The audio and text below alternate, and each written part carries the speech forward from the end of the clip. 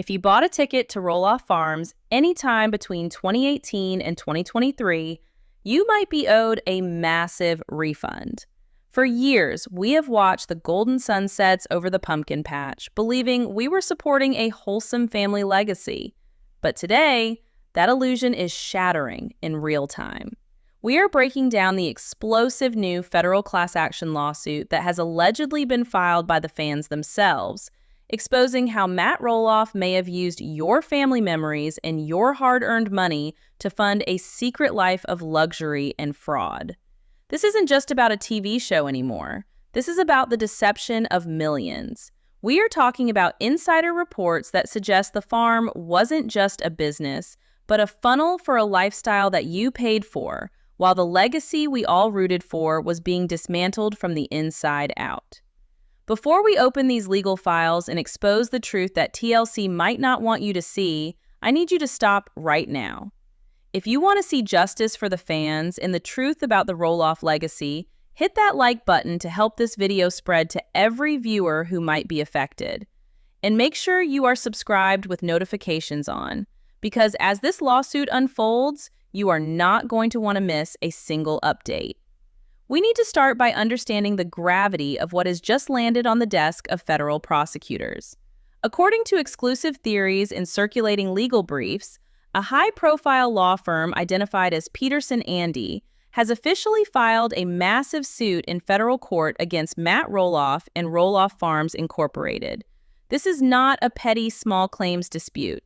This is a class action lawsuit filed on behalf of 5 separate families, representing potentially thousands of ticketed guests who visited the farm during the pumpkin seasons spanning from 2018 to 2023.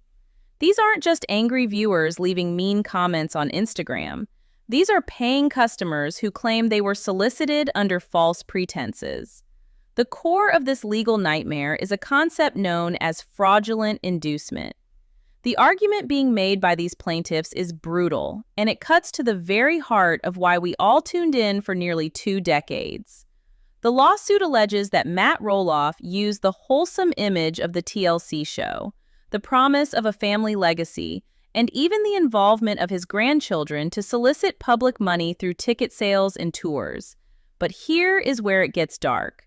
The filing suggests that instead of that money going back into the farm to preserve it for the future generations, as was heavily implied in marketing materials and on the show itself, those funds were allegedly siphoned off. We are looking at reports detailing a financial trail that leads directly away from the farm and into fraudulent investments and personal assets that have nothing to do with the pumpkins. For years, we watched Matt complain about the cost of maintenance, the struggle to keep the farm profitable, and the agonizing decisions about the property. We felt sorry for him. We bought tickets thinking we were helping keep the dream alive for Zach, for Jeremy, for the grandkids. But if these legal theories hold water, that narrative was a carefully constructed lie designed to separate you from your cash. The setup of this lawsuit paints a picture of a man who knew exactly what he was doing. The plaintiffs are arguing that when they purchased VIP tours and Golden Pass tickets, they were buying into a specific promise: the preservation of Roloff Farms as a family heritage site. By marketing the farm as a multi-generational legacy, while allegedly secretly planning to liquidate assets and funnel profits into personal luxury accounts, Matt may have committed consumer fraud on a massive scale. The timeline here is critical. The lawsuit targets the years 2018 through 2023. Think back to those seasons. Think about the storylines we were fed. We saw the tension on the north side. We saw the negotiations with the kids. We saw Matt claiming he was tired and just trying to manage the chaos. All the while, thousands of people were driving to Oregon, paying premium prices for a glimpse of that life. Now, insiders are suggesting that the law firm Peterson Andy has obtained financial records that contradict Matt's public cries of poverty. There is talk of pumpkin profits being diverted into real estate ventures in Arizona that were never disclosed to the shareholders of the farm. And yes, that includes the other family members who may have had a stake. This is where the betrayal goes from emotional to criminal. If you solicit money for a charity, and you spend it on a yacht, that is fraud. If you solicit money for a family farm legacy and you use it to build a retirement escape hatch while actively cutting that family out, the courts might view that in a very similar light. The 5 families leading the suit are claiming they would never have spent thousands of dollars on travel, accommodation, and tickets if they had known the farm was effectively being stripped for parts by the very man asking for their support. We have to look at the atmosphere at the farm during those years. Reports from visitors have often been mixed, with some claiming the prices were exorbitant for what was offered. For a long time, we chalked that up to the celebrity tax. You pay more because they are famous. But this lawsuit frames those high prices differently. It frames them as a calculated extraction of wealth. The theory is that Matt knew the show's timeline was limited. He knew the family dynamic was fractured beyond repair. So instead of fixing it, he allegedly decided to cash out the fan base. Every pumpkin sold, every wagon ride, every jar of salsa wasn't about keeping the farm running for Jackson or Ember. It was about building a war chest for a life that didn't include them. The scary part about a federal class action is the discovery phase, which we will touch on later. But right now, we have to focus on the initial reaction to this filing. Sources close to the production are saying there is absolute panic behind the scenes. TLC has spent years curating an image of Matt as the visionary, the builder, the man with the big dreams. Sure, he was difficult, but he was portrayed as doing it for the family. This lawsuit destroys that character arc completely. It redefines him not as a visionary, but as a swindler. If these allegations are proven true in court, it means that every scene where he lamented the burden of the farm was a performance. It means that while he was crying on camera about the kids not stepping up, he was allegedly stepping on them and the fans to secure his own bag. Let's talk about the specific claims regarding the stolen pumpkin profits. The lawsuit breaks down the revenue streams of the farm in a way we have never seen before. We always assumed the farm made decent money, but the figures being thrown around in these legal briefs are staggering. We are talking about millions of dollars in seasonal revenue. Where did it go? The plaintiffs allege that there is a missing link between the farm's income and its operating expenses. They claim that the maintenance costs Matt often complained about were inflated or non-existent, serving as a cover to move money out of the business accounts and into personal holding companies. This is a classic shell game maneuver.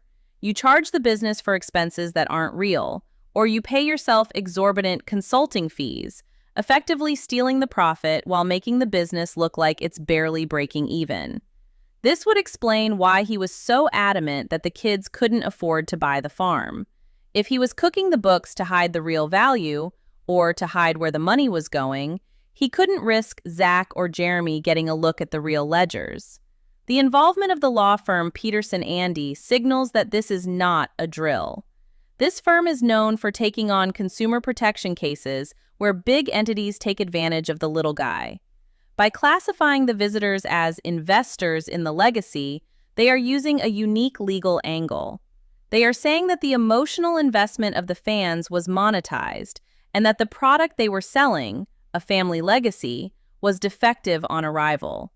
It is a bold strategy, but in the court of public opinion, the verdict is already coming in. Fans are feeling duped. We have all seen the comment sections turning.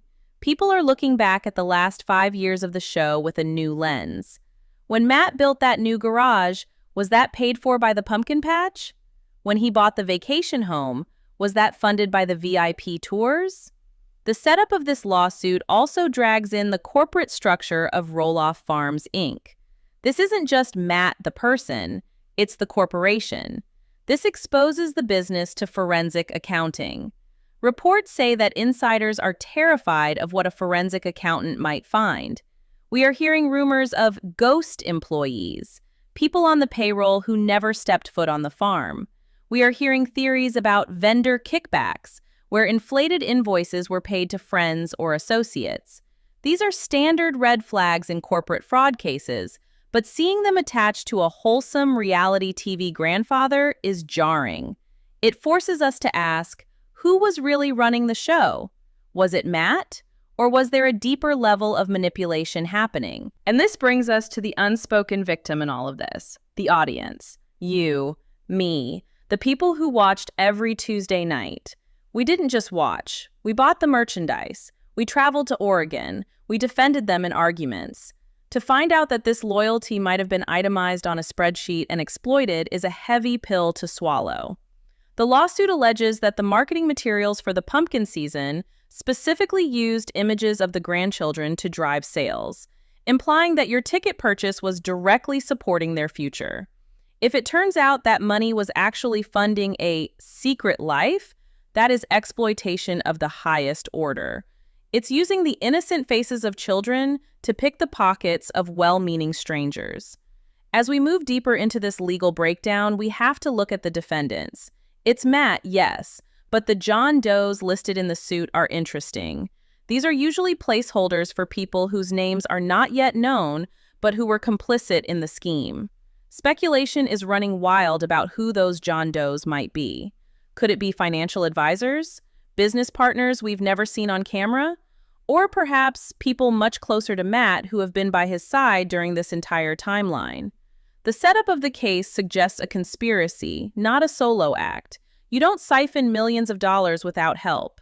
You don't hide a paper trail that big without a shredder and someone to operate it. The plaintiffs are seeking damages, but they are also seeking something more dangerous to Matt: transparency. They want the books opened. They want a court-appointed auditor to trace every single dollar that came in through the farm gates from 2018 to 2023. This is the nightmare scenario for anyone trying to hide assets. It's one thing to settle a lawsuit quietly. It's another to have your entire financial history laid bare in a federal record. If this case proceeds to discovery, everything comes out. The credit card statements, the bank transfers, the emails. Oh, the emails. Can you imagine the internal communications that might exist if these allegations are true? We might see emails discussing how to spin the farm sale to the public while privately laughing all the way to the bank. We might see discussions about how to manipulate Zach and Jeremy's offers to make them look unreasonable, protecting the secret cash flow. Sale of the farm to the public as a manipulation of reality. And this is where we arrive at the most twisting, gut-wrenching element of the entire case: the charge of fraudulent inducement. This is the legal twist that changes everything. It is not just about bad management. It is about the intent to deceive from day one. The lawsuit alleges that Matt Roloff, with the aid of his inner circle, didn't just drift into these financial waters. He steered the ship there on purpose. Fraudulent inducement, in layman's